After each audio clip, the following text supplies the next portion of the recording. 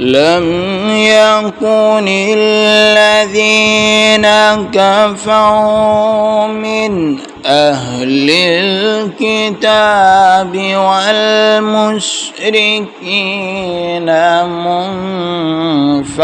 منفكين حتى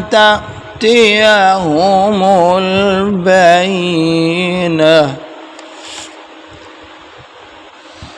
رسول من الله يتلو صحفا مطهرة فيها كتب قيمة وما تفرق الذين أوتوا الكتاب إلا من بعد ما جاءتهم البينة